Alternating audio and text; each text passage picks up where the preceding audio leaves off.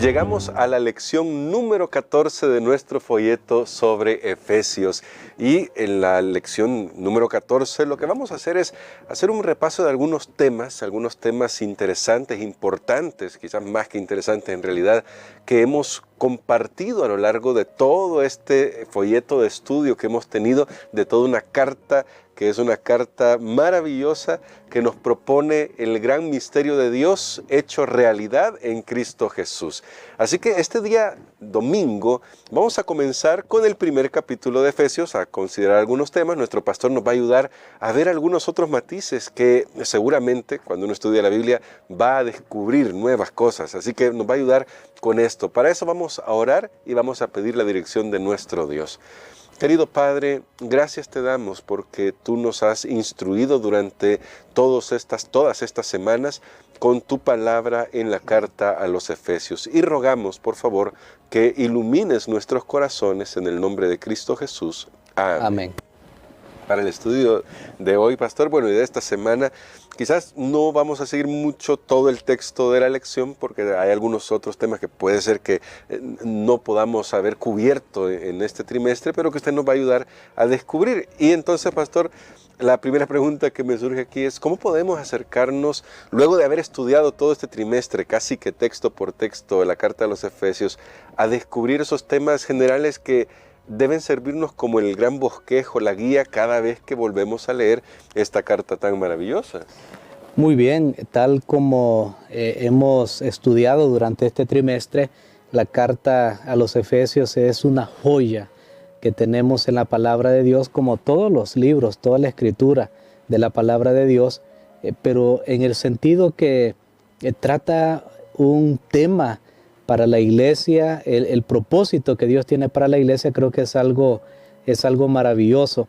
La verdad que yo me quedé sorprendido cuando en la lección de esta semana lo que nosotros tenemos es como volver a hacer un repaso de lo que ya hemos estudiado.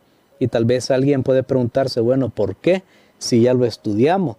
Lo que pasa que ahora que volvemos a hacer el repaso nos damos cuenta que queda muchísimo material por cubrir.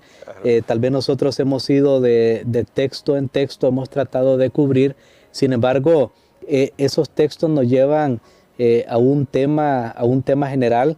Algo que aprendimos en este trimestre es que la carta a los Efesios incluso no estaba dirigida así específicamente a una iglesia, y nosotros lo veíamos en el capítulo número 1, aunque sabemos que va para la iglesia de Éfeso, pero Dios tenía el plan que esto fuera para todos los creyentes. Esto lo podemos repasar, la introducción, en el capítulo número 1 y los versículos 1 y 2. Que dicen así: Pablo, apóstol de Jesucristo, por la voluntad de Dios, a los santos y fieles en Cristo Jesús, que están en Éfeso, dicen nuestras versiones modernas, gracia y paz a vosotros de Dios nuestro Padre y del Señor Jesucristo.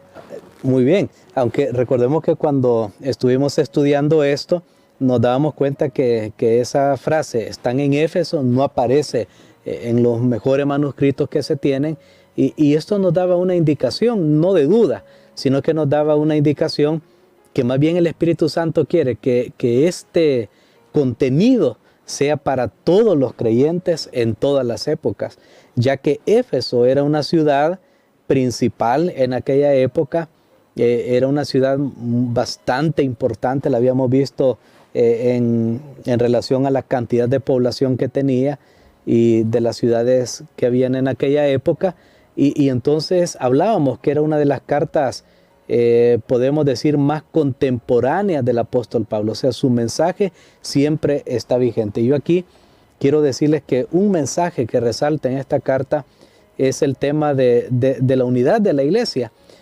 Actualmente se considera que hay unas 41,000 denominaciones. Wow. Imagínense ustedes, sí, tanta gente diciendo, no, mira, mi iglesia es la que tiene la verdad. No, mira, aquí es donde realmente tú vas a aprender mejor de la Biblia. Y tantas voces que hay. Yo creo que el apóstol Pablo se pondría muy triste si él viviera hoy y viera esa realidad, porque en aquel tiempo, con solo esa facción que había de los judíos y los gentiles que que a veces estaban en discusión, que no se aceptaban, que uno se creía mejor que el otro. Eso fue lo que lo motivó a él para poder escribir esta carta por inspiración del Espíritu Santo. Y entonces lo que sucede, después de haber leído esa introducción, ya no vamos a tocar cómo Pablo se presenta como un apóstol de Jesucristo, a los santos somos santos y fieles.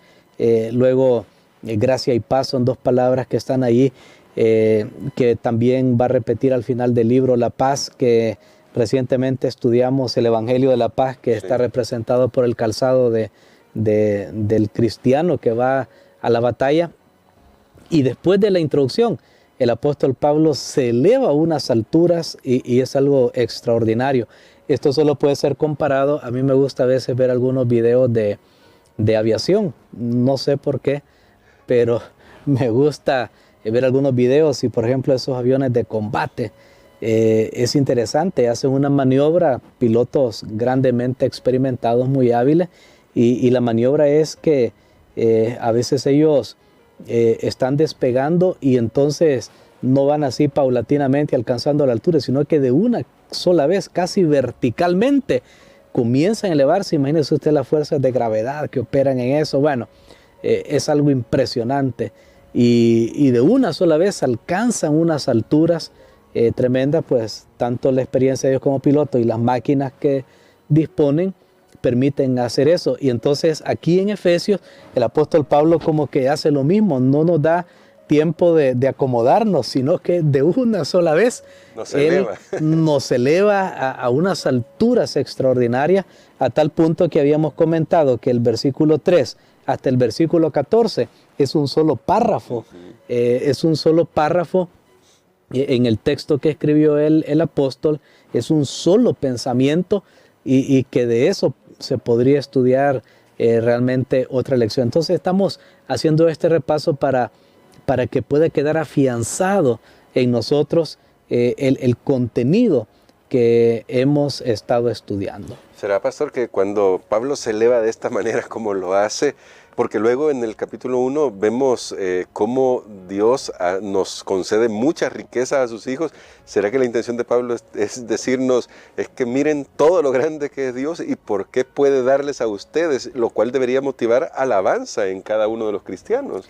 Definitivamente, creo que el apóstol Pablo estaba, no solo, sí estaba motivando al creyente, pero más bien estaba poniendo delante del creyente, revelando ese plan de salvación y ese misterio, porque si ustedes recuerdan las palabras, bueno, es que aquí todo lo comenzamos a estudiar, claro, versículo por versículo, pero aquí vemos, en mi Biblia hay un título, a veces los títulos orientan, a veces no son la mejor elección, tal vez para el contenido, pero en este caso el título que yo tengo dice bendiciones espirituales en Cristo, y recordábamos que sí, Dios nos ha dado bendiciones pasadas, presentes y futuras, y como toda la Trinidad está involucrado en este proceso de bendición, donde Dios nos seleccionó y nos escogió. Y entonces yo creo que a mí me llama la atención cómo el apóstol hace, porque es como que está diciendo, hermanos, si ustedes realmente saben quién los llamó, a qué los llamó, qué es lo que les ha dado y por qué los juntó a ustedes en algo que se llama iglesia, entonces su vida va a cambiar. Amén. Tal vez aquí sería un llamado, hermano Gerson, que no sería bueno que después de haber estudiado todo un trimestre esta lección y teniendo en cuenta ese meollo en realidad del interés del apóstol Pablo al escribir esta carta, que todavía en nuestras iglesias hayan divisiones, que todavía estemos hablando unos contra otros, cuando el apóstol dice, hermanos, si ustedes se elevan a estas alturas, de verdad, no le va a quedar tiempo de respirar las bajezas de este mundo. Su vida va a cambiar, su carácter va a ser transformado. Y creo que ese era el objetivo que tenía el apóstol al escribir esto. De hecho, viendo por aquí algunos comentarios, me doy cuenta que grandes reformadores, grandes estudiosos de la Biblia en el pasado, para ellos esta carta de Pablo fue una gran inspiración. Por ejemplo, Calvino, que fue un reformador, y Juan Bunyan, que escribió el libro El progreso del peregrino.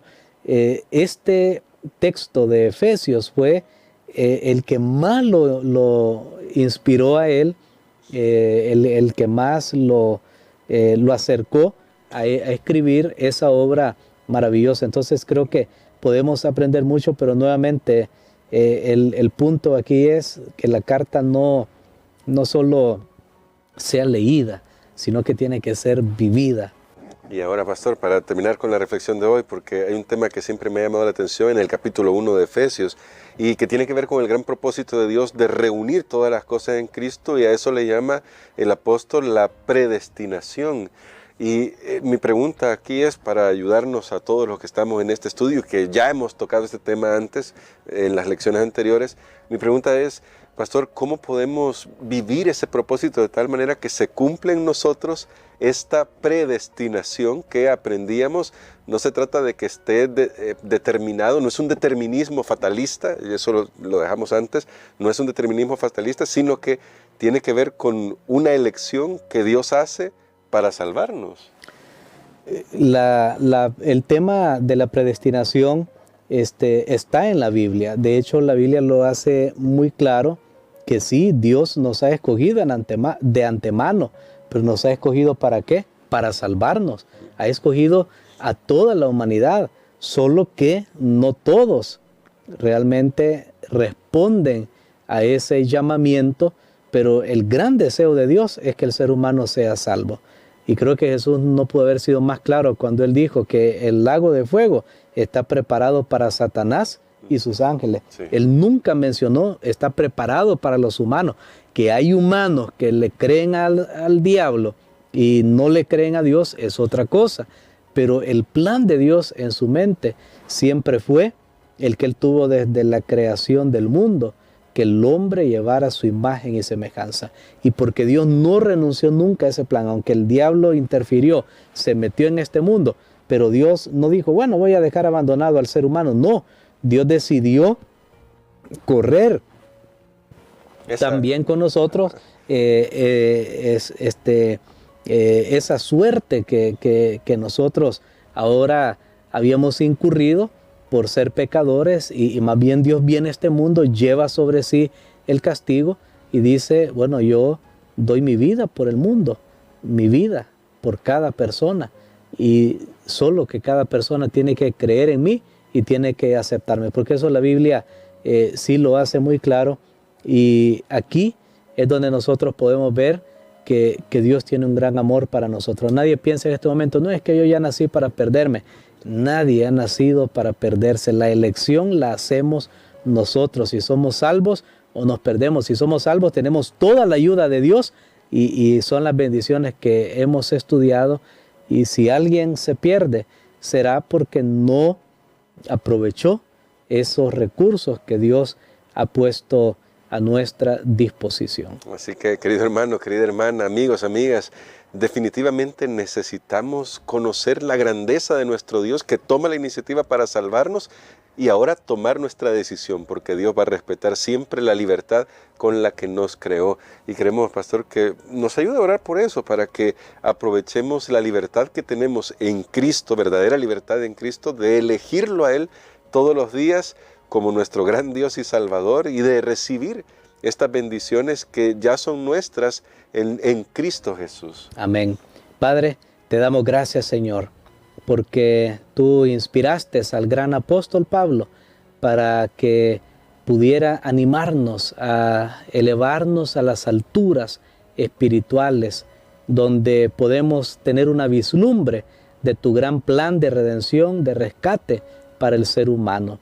Señor, queremos ser de los que creen, de los que aceptan, de los que recibimos esa gracia tan generosa que tú nos otorgas. Ayúdanos, Padre, para permanecer, y una vez recibimos a Cristo, que tu Espíritu pueda sellarnos para la redención. Lo pedimos en el nombre de Jesús. Amén.